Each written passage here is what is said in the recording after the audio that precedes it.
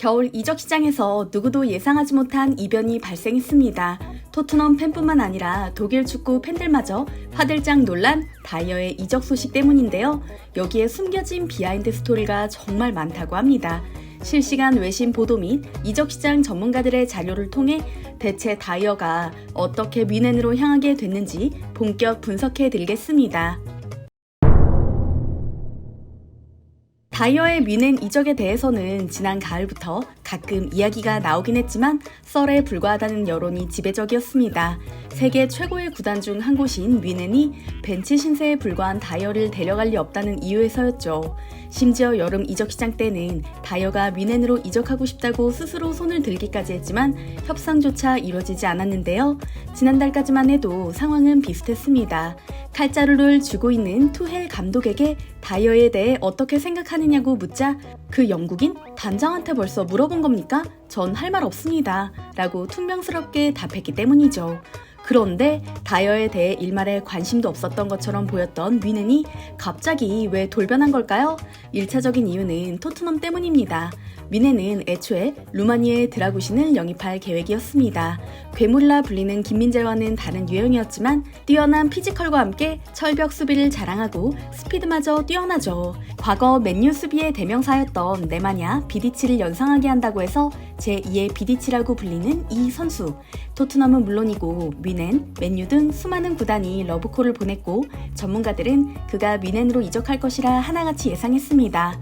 헌데 드라구신이 뮌헨을 거절하고 토트넘에 가고 싶다고 의사를 밝힌 겁니다. 그의 에이전트인 플로린 마네아는 적잖이 충격을 받은 나머지 우리가 바이에른 뮌헨 이적을 거부했다는 것을 믿을 수 없다. 드라구신이 토트넘으로 가고 싶어 해서 어쩔 수 없었다. 난 사실 아직도 마음이 좀 아프다 라고 밝히기까지 했고요. 재밌는 것은 작년부터 영입 후보 1호로 드라구신을 점찍어뒀던 토트넘과 달리 뮌헨은 영입 전쟁에 갑자기 뛰어들었다는 점입니다. 막대한 금액을 제시하며 드라구신 하이제킹을 시도한 것이죠. 반더벤과 로메로의 부상으로 센터백의 구멍이 뚫린 토트넘처럼 사실 뮌헨도 급박한 상황이었습니다. 우파 메카노가 컨디션을 회복했지만 언제 또 부상으로 쓰러질지 모르고 더리흐트는 부상에서 복귀한 지 얼마 되지 않았죠. 결정적으로 아시안컵 참가로 인해 김민재의 공백이 한 달이나 되다 보니 뮌헨은 겨울 이적 시장에서 센터백을 데려와야 하는 상황이었습니다. 구단 역사는 물론이고 분데스리가 우승의 절반을 차지했을 정도로 강팀인 뮌헨. 불필요한 소비는 절대 하지 않는 짠돌린 그들이 토트넘보다 높은 이적료를 제시하며 드라구신을 강하게 유혹한 것인데요. 이런 상황을 감지한 토트넘은 이적료를 올리며 조건을 맞추려 애를 썼지만 불안한 상황이었죠. 그러나 최후의 승자는 토트넘이었습니다. 드라구신은 그 이유에 대해 이렇게 밝혔습니다. 포스테코글루 감독의 전술은 물론이고 손흥민 주장을 중심으로 똘똘 뭉친 팀 분위기, 새로운 선수들도 주눅들지 않고 자신의 역량을 발휘하는 문화의 마음이 같다라고요. 뮌헨의 제안에 마음이 흔들리지 않았냐는 기자의 질문에 나는 신의를 가장 중요하게 생각하는 사람이다. 토트넘과 협상하며 나눴던 초기 약속을 무슨 일이 있어도 지키기로 마음먹었다라고 밝히기도 했는데요. 우직한 그의 발언에서 지난 여름 이적 시장에서 영입한 반더벤, 비카리오 같은 선수들과 비슷한 느낌이 듭니다. 드라구신이 6년 6개월의 계약 기간이 적힌 토트넘과의 계약서에 사인하고 난 후 뮌헨은 패닉에 빠졌습니다. 어떻게든 급한 불을 꺼야 하는 상황이 됐죠. 이런 분위기를 잘 알고 있던 케인은 이때다 싶었는지 대놓고 다이어를 추천하기 시작합니다.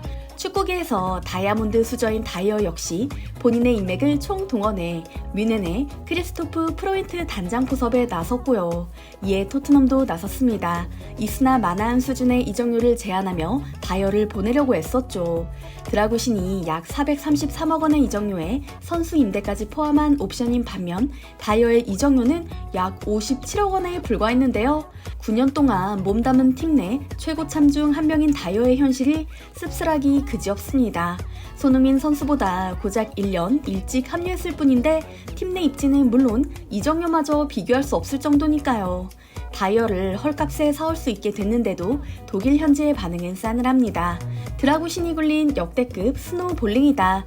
해리 케인은 친분으로 축구를 하는 건가? 케인을 원망하게 될지 몰랐다처럼 우는 소리는 물론 하필이면 다이어냐? 는 불만까지 한 번에 터져나오고 있으니까요.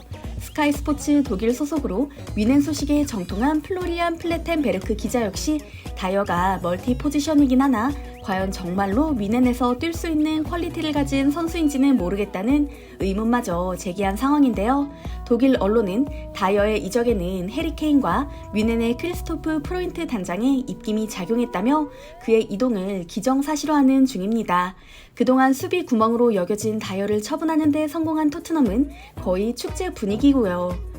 그렇다면 케인이 다이어를 추천한 이유는 무엇일까요? 토트넘 시절 주장단의 일원이었던 케인은 다이어, 요리스와 누구보다 돈독한 우정을 자랑했었죠. 훈련이 없는 날에도 따로 만나 골프 모임을 할 정도로 남다른 사이였다고 하는데요.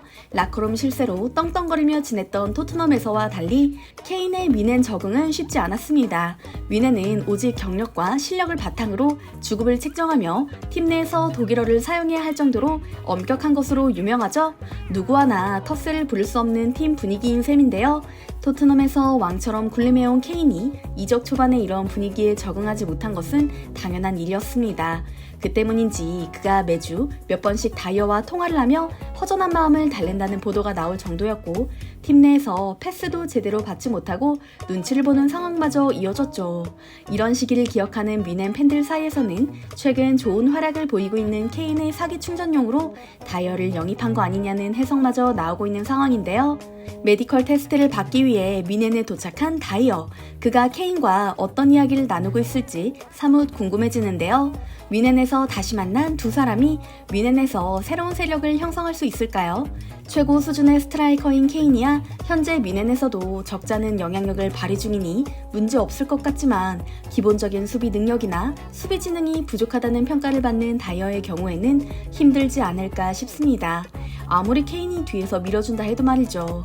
그렇지만 방심하기에는 이릅니다. 진위 여부에 대해 여전히 논란이 있지만 토트넘의 다니엘 레비 회장이 케인의 바이백 조항에 대해 언급한 적이 있기 때문이죠. 바이백 조항이란 해당 선수의 원 소속팀이 새 소속팀과의 합의하에 특정 이적료를 맞춰주면 해당 선수를 다시 영입할 수 있는 권리를 뜻합니다. 이 때문에 한동안 토트넘 팬들 사이에서는 케인의 복귀에 대해 말이 많았었죠. 지금이야 케인이 토트넘에 복귀하지 않더라도 크게 상관이 없지만 케인 본인이 강하게 원한다면 상황이 전복될 수도 있는 건데요. 실력도 포지션도 다른 케인과 다이어지만 공통점이 하나 있죠. 긴 세월 손흥민 선수의 실력을 인정하지 않으려 길을 썼으며 팀 내에서 자기들만의 세력을 만드는데 누구보다 진심이었다는 점 말입니다. 여러분께서는 어떻게 생각하시는지요?